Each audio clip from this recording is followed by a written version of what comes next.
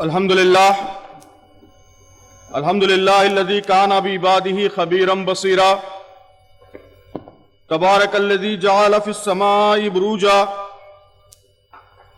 وجعل فیہا سراجا وقمرا منیرا والصلاة والسلام علی رسولہ الذی ارسل بالحق بشیرا ونذیرا وداعیا الی اللہ باذنہ وسراجا منیرا وعلى آلہ واصحابہ تسلیما کثیرا اما بعد فاعوذ باللہ من الشیطان الرجیم بسم اللہ الرحمن الرحیم وکأی من نبی قاتل معه ربیون کثیر فما وهنوا لما اصابهم في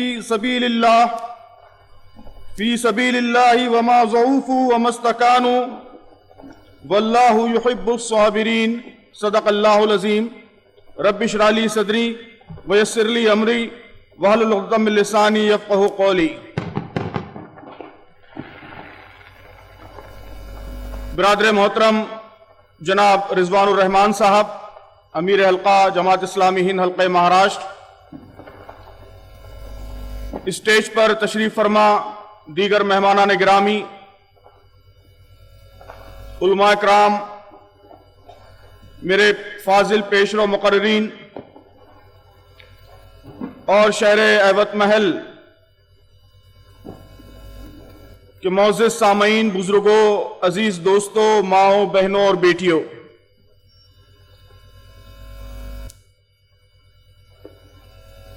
الحمدللہ حالات حاضرہ اور ملت کا اجتماعی کردار، اس عنوان پر بڑی قیمتی، بڑی بصیرت افروز باتیں ہم نے اپنے علماء سے اور دانشوروں اور قائدین سے سنی ہیں۔ میں سمجھتا ہوں کہ بہت تفصیل سے ساری ضروری باتیں ہمارے سامنے آ گئی ہیں۔ جو باتیں میں کہنا چاہتا تھا وہ باتیں بھی تفصیل سے آ چکی ہیں۔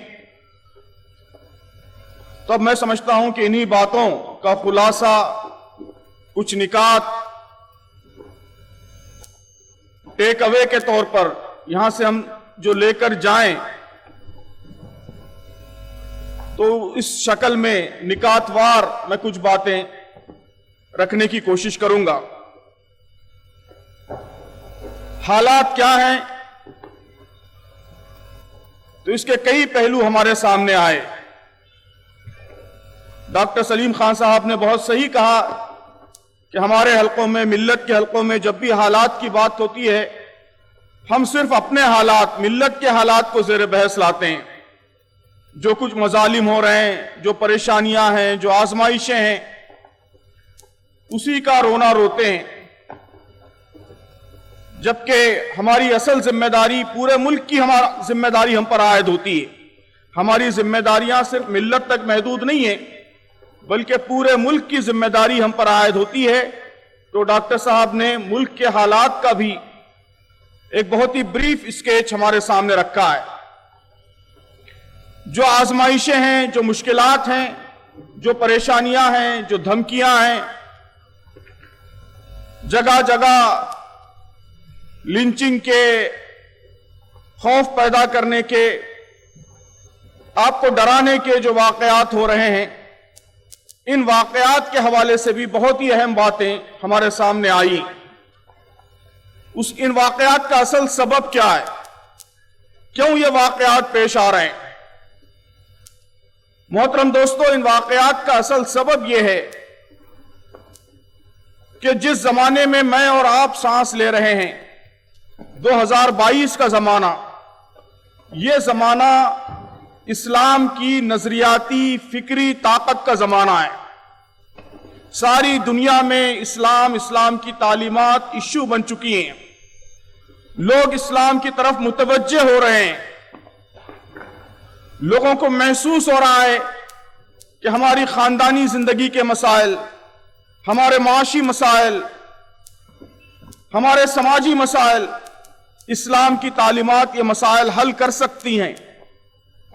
تو اسلام کی طرف توجہ کا بڑھنا، اسلام کی طرف لوگوں کا مائل ہونا، اسی نے ساری دنیا میں وہ کیفیت پیدا کی ہے جسے آپ اسلاموفوبیا کہتے ہیں، اسلام سے خوف کہتے ہیں۔ تو یہ حالات جسے آپ آزمائش کہتے ہیں، جسے آپ مشکل حالات کہتے ہیں، جسے آپ چیلنج کہتے ہیں، وہ دراصل اسلام سے خوف کی پیداوار ہے، اسلاموفوبیا کی پیداوار ہے۔ اس سے ہمیں ڈرنے کی، گھبرانے کی ضرورت نہیں ہے، یہ ہمارے لیے اطمینان کا باعث ہونا چاہیے، اللہ کا شکر ادا کرنا چاہیے۔ میں ہمیشہ کہتا ہوں کہ اگر ڈسکشن کے ٹیبل پر آپ کسی کو دیکھو کہ بات کرتے کرتے اس نے اچانک ٹیبل پر مکے مارنے شروع کر دیے، منہ سے کف بہانا شروع کر دیا، چیخنا چلانا شروع کر دیا، تو یہ اس بات کی علامت ہوتی ہے کہ اب اس کے پاس کوئی دلیل باقی نہیں رہی، بحث میں کہنے کے لیے کوئی بات باقی نہیں رہی ہے۔ آپ کی وزنی دلیل، آپ کا مستحکم استدلال اس کے سامنے وہ ڈھیر ہو چکا ہے۔ تو محترم دوستو، جن چیزوں کو آپ آزمائش کہتے ہیں، جن چیزوں کو آپ مشکلات کہتے ہیں، پریشانی کہتے ہیں، وہ دراصل باطل طاقتوں کے منہ کا کف ہے، ٹیبل پر ان کے مکے ہیں۔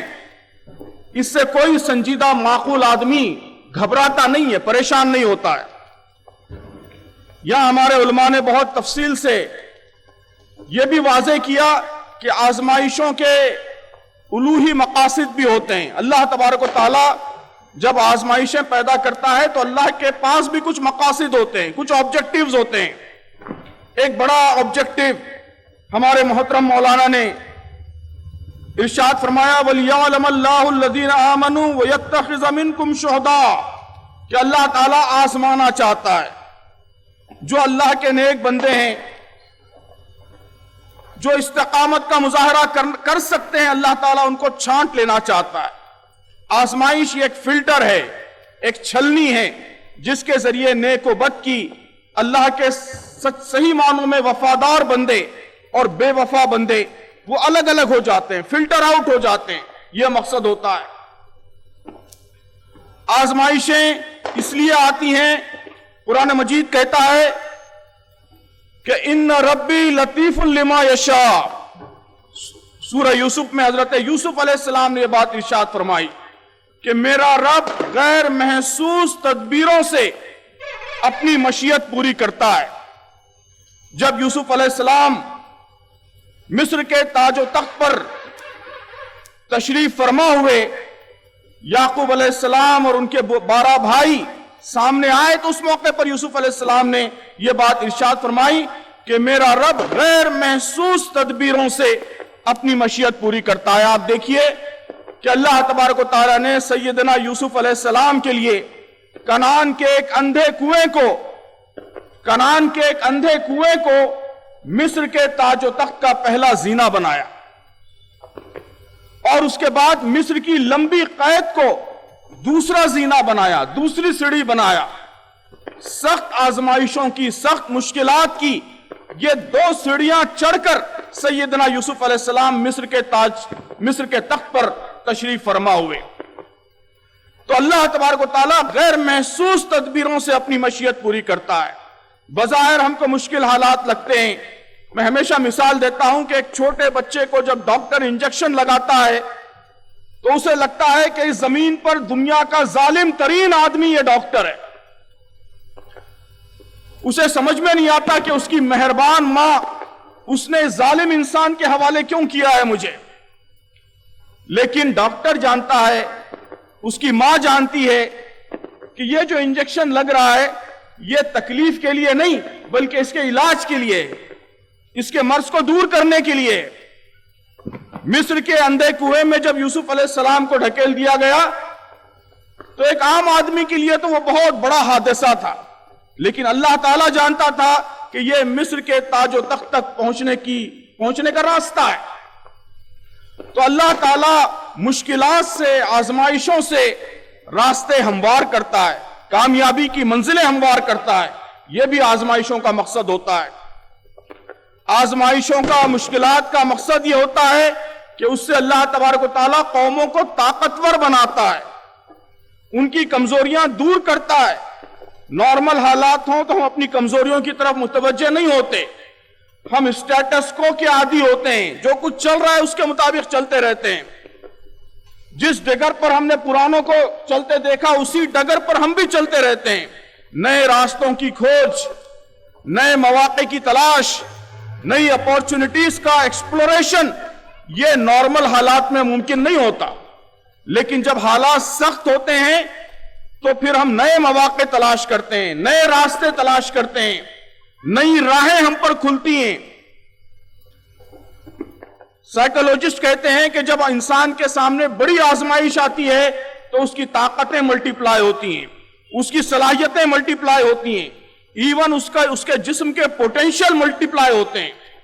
नॉर्मल हालात में जितनी कुव्वत तेज रफ्तारी से आप दौड़ते हैं, जो आपकी स्पीड होती है, अगर कोई खतरा सामने हो, शेर आ जाए, तो उस वक्त जब आप दौड़ेंगे तो आप अपनी मैक्सिमम स्पीड से डबल दौड़ते हैं, डबल स्पीड से दौड़ते हैं। तो मुश्किलात हमारे पोटेंशियल्स को मल्टीप्लाई करते हैं। तो ये सब अल्लाह ताला के मकासद होते हैं। इसलिए हालात से हमको परेशान नहीं होना है। सतीजाकार रहा है अजल से ता इमरोज, चिराग मुस्तफवी से शरार बुलहबी। ये मशहूर शेर हम हमेशा सुनते हैं, लेकिन इसके बाद भी अल्लामा इकबाल ने एक बड़ी अहम बात कही है, इसी कशाकश पैहम से जिंदा है अक़वाम, इसी कशाकश पैहम से जिंदा है अक़वाम, यही है राज़े तब-ओ-ताब मिल्लत अरबी, कि मिल्लत अरबी की तब-ओ-ताब का राज वो यही कशमकश है। ये कशमकश ना हो तो फिर हमारी तब-ओ-ताब ठंडी पड़ जाए। तो अल्लाह ताला कशमकश इसलिए बर्पा करता है ताकि आपकी तब-ओ-ताब को और बढ़ाए, आपकी कोशिशों की रफ्तार को और बढ़ाए। तो हालात का ये सबक हमें हासिल करना है। हमारे बुजुर्गों ने, आज के मुकर्रीन ने तफसील से वाज़े किया कि इन हालात में करने की चीज क्या है। करने की चीज यह है कि इन हालात का असर कबूल किए बगैर, डरे बगैर, डर खौफ ये शैतान पैदा करता है। इन्नमा ज़ालिकुमुश शैतानु युखव्विफु औलिया, कि ये शैतान है, शैतान के दोस्त हैं जो तुम्हें डराते हैं। फला तखाफूहुम व खाफूनी इन कुंतुम मोमिनीन, उनसे मत डरो, मुझसे डरो अगर तुम ईमान वाले हो। तो डर, खौफ, मायूसी ये ईमान की जिद है, मुसलमान कभी उसके करीब भी नहीं जा सकता। इन हालात में करना क्या है?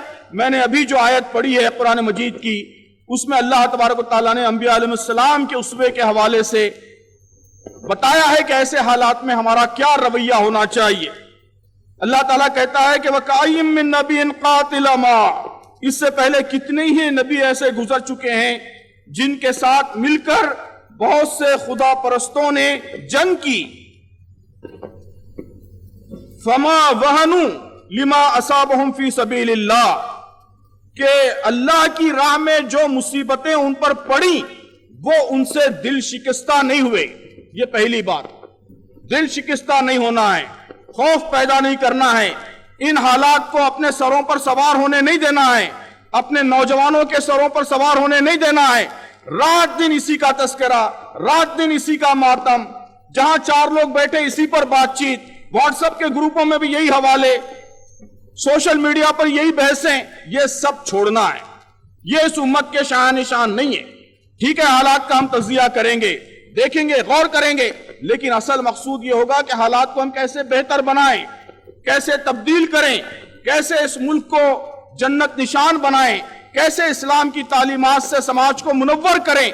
ये हमारे गौर फिक्र का, ये हमारे कंसर्न का, ये हमारे बहस व मुबाहिसे का, व्हाट्सएप ग्रुपों का, सोशल मीडिया बहसों का, चबूतरों का, पान के डब्बों का, चाय के स्टॉलों का, हर जगह का मौजू ये होना चाहिए।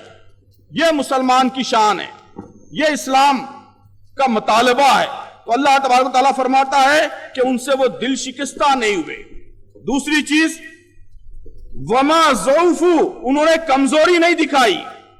कमजोरी हम हरगिज नहीं दिखाएंगे, अपने उसूलों पर पहाड़ की चट्टान की तरह कायम रहेंगे।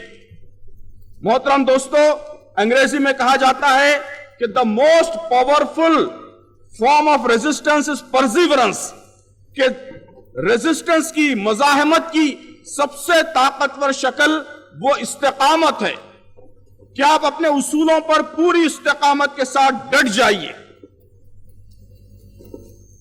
बातिल ताकतें आपको बेहिजाब करना चाहती हैं, हम हिजाब के उसूल पर पहाड़ की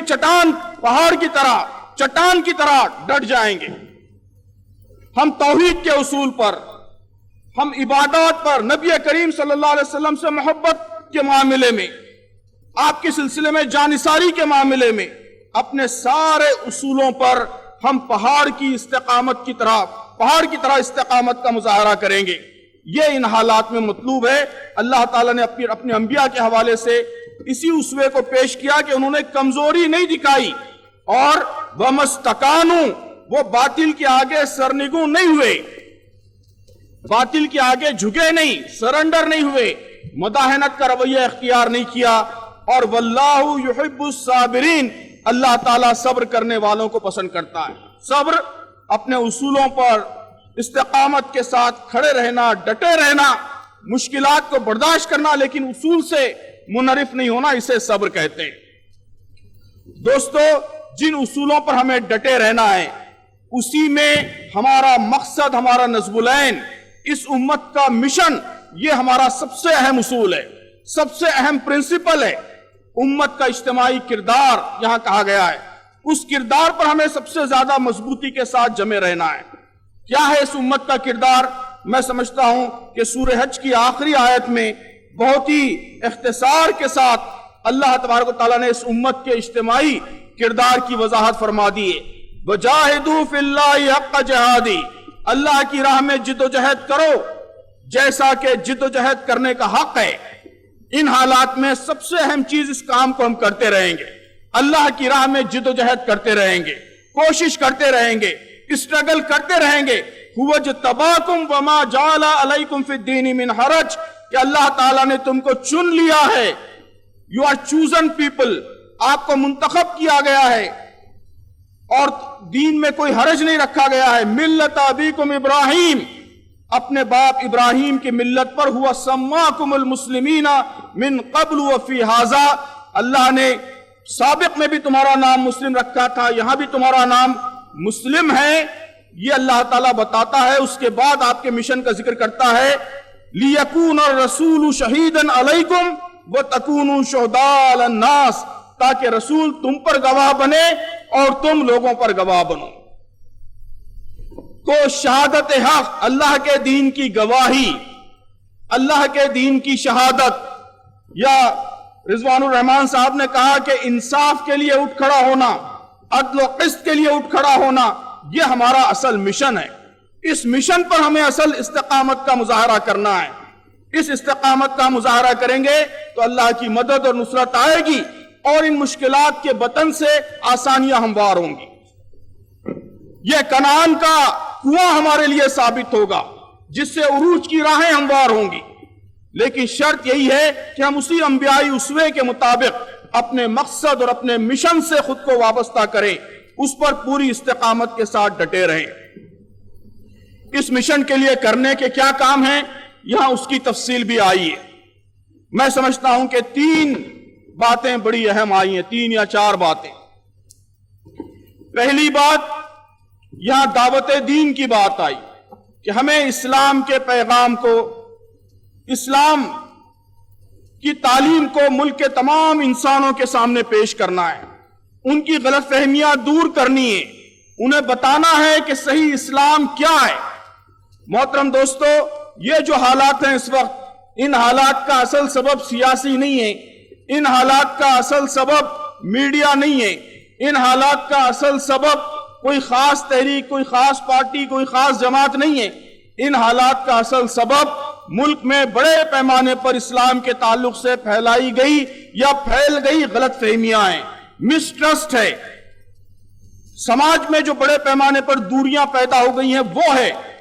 तो इस मसले को आप सिर्फ सियासी जद्दोजहद के जरिए हल नहीं कर सकते, इस मसले को सिर्फ मीडिया एक्टिविज्म के जरिए हल नहीं कर सकते। ये सब काम भी जरूरी हैं, लेकिन असल और बुनियादी काम यह है कि आप, मैं हमेशा कहता हूं, इस बात की जरूरत है کہ ہندوستان کے مسلمان اس ملک کی آبادی کے دلوں اور دماغوں کو جیتنے کی مہم میں جڑ جائیں۔ دلوں کو جیتنا اور دماغوں کو جیتنا، یہ دونوں باتیں یہاں آئی ہیں۔ دماغوں کو جیتا جا سکتا ہے صحیح بات پہنچا کر، صحیح بات کمیونیکیٹ کر کے۔ دوستو، اس ملک میں یہ سچویشن پیدا کرنی ہے کہ یہاں ایک عام غیر مسلم بھائی، عام برادر وطن، وہ اسلام کو میڈیا سے نہ سمجھے بلکہ مجھ سے اور آپ سے سمجھے۔ اسلام کیا ہے یہ میڈیا نہ بتائے، میں اور آپ بتائیں۔ مسلمانوں کا موقف کیا ہے یہ ان کو میڈیا سے معلوم نہ ہو بلکہ مجھ سے اور آپ سے معلوم۔ جس دن یہ سچویشن اس ملک میں پیدا ہوگی، یقین مانیے آپ کے مسائل کا بڑا حصہ حل ہو جائے گا۔ ظاہر ہے کہ یہ کام مشکل کام نہیں ہے، ہر جگہ آپ موجود ہیں۔ اگر ہم کوشش کریں، ہمارے نوجوانوں سے رابطہ رکھیں، بزرگوں سے رابطہ رکھیں، تاجروں سے ملتے رہیں، امپلائیز سے ملتے رہیں، ہر جگہ وہ اپنی یہ ذمہ داری سمجھیں کہ اسلام کے بارے میں ذہنوں کو صاف کرنا ہے، نفرتیں مٹانی ہیں، غلط فہمیاں دور کرنی ہیں، صحیح بات لوگوں کے سامنے لانی ہے۔ اگر سب اس کام کو لے کر اٹھ جائیں تو برادران عزیز، محترم بزرگوں اور دوستوں، چند سالوں کے اندر اس ملک کے تمام انسانوں تک ہم اسلام کی ریالٹی کمیونیکیٹ کر سکتے ہیں۔ یہ اصل کرنے کا کام ہے۔ دماغ صحیح بات پہنچانے کے ذریعے فتح ہوتے ہیں اور دل فتح ہوتے ہیں خدمت کے ذریعے۔ مولانا مظاہری صاحب نے اس پر روشنی ڈالی تفصیل سے کہ آپ انسانوں کی خدمت کیجئے۔ آپ رحمان اور رحیم خدا کے نام لیوا ہیں۔ نبی رحمت صلی اللہ علیہ وسلم، رحمت للعالمین صلی اللہ علیہ وسلم کے امتی ہیں، دین رحمت کو ماننے والے ہیں۔ دوستو، میرا اور آپ کا وجود اس ملک کے لیے رحمت بن جائے، یہ ہماری کوشش ہونی چاہیے۔ یہ امت پوری کی پوری اس ملک کے لیے رحمت بن جائے، یہاں کے لوگ اس امت کو رحمت سمجھیں، اپنی خیر خواہ سمجھیں، ویل وشر سمجھیں۔ ظاہر ہے کہ یہ کام خدمت کے ذریعے ہوگا۔ ابھی کووڈ میں جگہ جگہ جو خدمات انجام دی گئی، آپ نے خود دیکھا کہ اس کے ذریعے کیسے نفرتوں کو دور کرنے اور حالات کو بہتر بنانے میں بڑی مدد ملی۔ تو یہ کام اگر ہم سب لے کر کھڑے ہو جائیں، ایوت محل شہر میں آپ سب لوگ یہ کام کرنے لگ جائیں، خود بخود یہاں کی فضا بدلنے لگے گی۔ تو دماغوں کو جیتنا ہے اور دلوں کو جیتنا ہے، اسی کے نتیجے میں تبدیلی آئے گی۔ یہ ایک کام ہے۔ دوسرا کام، اس پر یہاں ہمارے سبھی فاضل مقررین نے اس کی طرف ہمیں متوجہ کیا ہے کہ ہم کو اسلام کا نمونہ بننا ہے، اسلام کا ماڈل بننا ہے، اسلام کی ساری تعلیمات کا۔ اسلام کے ماڈل بننے کا مطلب صرف نمازی بننا، صرف روزے دار بننا نہیں ہے، وہ بھی بہت اہم ہے، دین کے بنیادی ستون ہیں، لیکن اس کے ساتھ ساتھ اسلام کے ماڈل بننے کا مطلب یہ ہے کہ یہ بات مشہور ہو جائے کہ مسلمان جھوٹ نہیں بول سکتا، مسلمان ناپ تول میں کمی نہیں کر سکتا، مسلمان کے گھر میں میاں بیوی کے درمیان جو تعلقات ہوتے ہیں وہ قرآن کی بتائی ہوئی، قرآن کی ازدواجی تعلیمات کا نمونہ ہوتے ہیں، ماڈل ہوتے ہیں۔ مثالی خاندان دیکھنا ہو تو کسی مسلمان فیملی کو دیکھ لو، مسلمان خاندان کو دیکھ لو۔ عورتوں کو جو رسپیکٹ، جو عزت ایک مسلمان خاندان میں ملتی ہے وہ کہیں نہیں ملتی۔ تو یہ ہمارے عمل سے لوگوں کے سامنے ظاہر ہو۔ وراثت میں اسلام نے حصہ دیا ہے عورتوں کو، ہمارے عمل سے لوگوں کو معلوم ہو کہ ہر مسلمان وراثت میں اپنی بیٹی کا حصہ دیتا ہے، اپنی بہنوں کا حصہ دیتا ہے۔ ایوت محل شہر میں ایک مسلمان خاندان بھی ایسا نہیں ہے جس نے اپنی بیٹیوں اور بہنوں کا حصہ نہ دیا ہو جائیداد میں۔ محترم بزرگوں، دوستو، جس دن یہ کیفیت پیدا ہو جائے گی، یقین مانیے خود بخود لوگوں کی سوچ بدلنا شروع ہو جائے گی، آپ کے تعلق سے لوگوں کا رویہ بدلنا شروع ہو جائے گا۔ پاکی صفائی، قربانی کی عید، یہ گندگی سے اس کا رشتہ نہیں ہے۔ مسلمان قربانی دیتے ہیں تو وہ اسلام پاکی اور صفائی کا دین ہے، اس کا عملی نمونہ بھی پیش کرتے ہیں۔ سڑکوں پر خون نہیں بہتا، گندگی نہیں جمع ہوتی، یہ نمونہ ہم پیش کریں۔ ہمارے مسجد کے طہارت خانوں سے بدبو نہیں آتی، یہ نمونہ ہم پیش کریں۔ یہ سب اسلام کی تعلیمات. تو اسلام کی تعلیمات کے وہ پہلو بھی جن پر ہماری توجہ کم ہے اس پر ہماری توجہ بڑھے. اسلام کی پاکیزہ صاف ستھری عملی زندگی، اس کا نمونہ، اس کا ماڈل لوگوں کے سامنے آئے، یہ ہم سب کو کوشش کرنی ہے. اور تیسری چیز، یہاں ہمارے کئی بزرگوں نے اس کی طرف توجہ دلائی ہے کہ ہم کو اپنی صفوں میں اتحاد پیدا کرنا ہے، یونٹی پیدا کرنا ہے. محترم بزرگوں اور دوستو، اتحاد کیسے پیدا ہوگا؟ اس امت کے اندر اتحاد پیدا کرنے کا مؤثر، پرماننٹ، اسٹیبل طریقہ یہ ہے کہ انہی کاموں پر، کام کی بنیاد پر، ایکٹیویٹی کی بنیاد پر، مستقل سرگرمیوں کی بنیاد پر اتحاد ہو. صرف دفاعی مقصد کے لیے اگر ہم متحد ہوتے رہیں کہ فسادات ہو گئے متحد ہو گئے، کسی ہماری شریعت پر آنچ آ گئی اس لیے متحد ہو گئے، کوئی اور مسئلہ پیدا ہو گیا متحد ہو گئے، تو یہ اتحاد بہت عارضی ہوگا اور اس اتحاد میں وہ طاقت نہیں ہوگی جو مطلوب ہے. اللہ تبارک و تعالیٰ نے اس امت کے اتحاد کے لیے بہت ہی اسٹرانگ بنیادیں، بہت مضبوط فاؤنڈیشنز فراہم کیے ہیں. ہمارا مقصد ایک ہے، ہمارا نصب العین ایک ہے، ہم جو کچھ اس ملک میں کرنا چاہتے ہیں وہ ایک ہے، ہماری آرزویں کامن ہیں، ہمارے خواب کامن ہیں. تو یہ سب کیوں ہمارے اتحاد کی بنیاد نہیں ہو سکتے؟ آپ ذرا تصور کیجئے، آپ کسی بھی مسلک کے ماننے والے سے پوچھئے، یا جو کچھ باتیں آج پیش کی گئیں، سارے مسالک کے لوگ یہی باتیں کہتے ہیں. سب یہی کہتے ہیں کہ اس ملک میں عام برادران وطن کے سامنے ہمیں اسلام کا پیغام پہنچانا ہے، ہمیں اسلام کا عملی نمونہ بننا ہے، ہمیں انسانوں کی خدمت کرنی ہے. تو یہی منشور، یہی مینیفیسٹو سارے مسالک کا، سارے طبقات کا مینیفیسٹو ہے. تو اس کی بنیاد پر ہم کیوں متحد نہیں ہو سکتے؟ آپ ایبٹ محل شہر میں اتحاد کی یہ پائیدار روایت ڈالیے، پروگرام کی بنیاد پر، مستقل لاہ عمل کی بنیاد پر اتحاد پیدا کیجئے. سارے مسالک، سارے فرقے، سارے طبقات سب مل کر طے کریں مثلاً کہ ہم اس بار ربیع الاول اس طرح منائیں گے کہ یہاں ایبٹ محل شہر کے جتنے برادران وطن ہیں ان سب کو نبی کریم صلی اللہ علیہ وسلم کی مبارک سیرت سے واقف کرائیں. ہم بریلوی، ہم دیوبندی، ہم اہل حدیث، ہم سب اس کام کے لیے مل جل کر جدوجہد کریں گے. کیا یہ ممکن نہیں ہے؟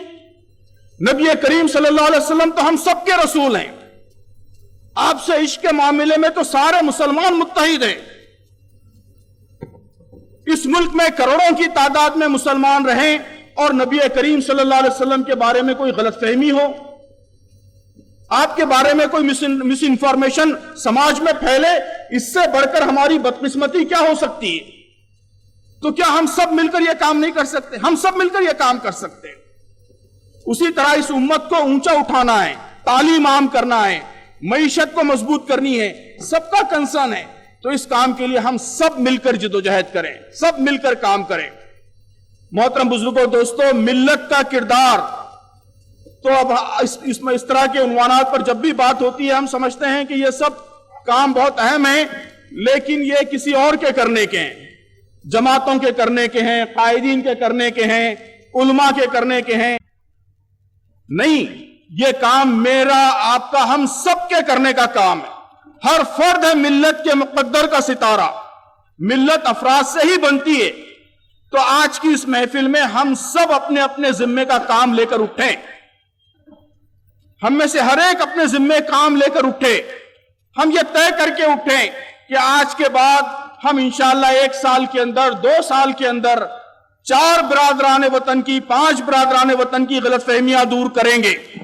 یہ مشکل کام نہیں ہے، یہ بالکل مشکل کام نہیں ہے، بہت آسان کام ہے. یہاں جتنے لوگ ہیں ان سب نے اگر اس کام کا فیصلہ کر لیا تو خود بخود ایک تحریک یہاں شروع ہو جائے گی. خود بخود اس کے نتیجے میں ذہن صاف ہونا شروع ہو جائیں گے، قربتیں بڑھیں گی، نفرتیں دور ہونا شروع ہو جائیں گی. اس کام کا بیڑا اٹھائیے، ہم سب اس کام کا بیڑا اٹھائیں. نوجوان نوجوانوں میں کریں گے، طلبہ طلبہ میں کریں گے، بڑے بزرگوں میں کریں گے، خواتین میں کریں گی. ہم اسلام کی صحیح تعلیمات دل سوزی کے ساتھ لوگوں کے سامنے پیش کریں گے، 4 لوگوں کے سامنے۔ یہ مشکل کام نہیں ہے۔ ملت کے ڈیولپمنٹ میں ہم رول ادا کریں گے، ہم 1 بچے کو اسپانسر کریں گے، 3 ہم اپنے بچوں کی ہم تعلیم دلا رہے ہیں، ہم 4تھا ملت کا بچہ ایڈاپٹ کر لیں گے، اس کو بھی ویسی ہی تعلیم دلائیں گے غریب بچے کو جیسے اپنے بچوں کو دلا رہے ہیں۔ کیا یہ مشکل کام ہے؟ بالکل مشکل کام نہیں ہے۔ آپ یہ فیصلہ کر کے دیکھیے، انشاءاللہ آپ کے مال میں برکت ہوگی، آپ کے بچوں کا 3 بچوں کا تعلیمی معیار بلند ہوگا، اللہ تعالیٰ کی مدد و نصرت ان کے کیریئر میں شامل حال ہوگی، قدم قدم پر آپ کو برکت حاصل ہوگی۔ ایک یتیم کو ایڈاپٹ کیجئے، ملت کے غریب بچے کو ایڈاپٹ کیجئے، گیرج پہ کام کرنے والا، پنکچر بنانے والا، اس کو تعلیم دینے کا فیصلہ کیجئے۔ یہاں جتنے لوگ بیٹھے ہیں وہ سب اگر یہ فیصلہ کر لیں تو عیبت محل شہر میں بچہ مزدوری مسلمانوں میں ختم ہو جائے گی۔ آسان چیز ہے، مشکل چیز نہیں ہے۔ تو ہم میں سے ہر ایک اپنی ذمہ داریوں کی طرف متوجہ ہو تو اسی کے نتیجے میں ملت کا کردار بحال ہوگا، پوری ملت انشاءاللہ اپنی ذمہ داریاں ادا کرے گی، اور پھر اس کے نتیجے میں جیسا کہ میں نے عرض کیا، یہ مشکلات اللہ تعالیٰ کی سنت یہی ہے کہ پھر جب بندہ اللہ کی طرف پلٹتا ہے، اپنی ذمہ داریوں کی طرف متوجہ ہوتا ہے، تو پھر اللہ تعالیٰ بھی مدد و نصرت اس کے ساتھ شامل حال کرتا ہے اور مشکلات کو آسانیوں میں بدل دیتا ہے، چیلنجز مواقع میں بدل جاتے ہیں، راستے کے روڑے اور راستے کے کانٹے وہ نئے دروازے کھولنے کا ذریعہ بن جاتے ہیں۔ تو ہم سب یہ فیصلہ کر کے اٹھیں، اگر یہ ہوگا تو انشاءاللہ اس محفل کا حق ادا ہوگا، اس محفل کا گویا آؤٹ کم انشاءاللہ نکلے گا۔ اللہ تعالیٰ سے دعا ہے کہ اللہ تعالیٰ ہم سب کو اپنی ذمہ داریاں ادا کرنے کی توفیق عطا فرمائے، اللہ تعالیٰ اس ملک کے حالات پر، ملت کے حالات پر رحم فرمائے اور بہتر تبدیلیاں یہاں پیدا فرمائیں، ہم سب کو اپنی ذمہ داریاں ادا کرنے کے اللہ تعالیٰ مواقع عطا فرمائیں، صلاحیت عطا فرمائیں، جو رکاوٹیں، جو مشکلات ہیں اللہ تعالیٰ اپنے فضل خاص سے ان کو دور فرمائیں۔ آمین۔ وآخر دعوانا ان الحمدللہ رب العالمین۔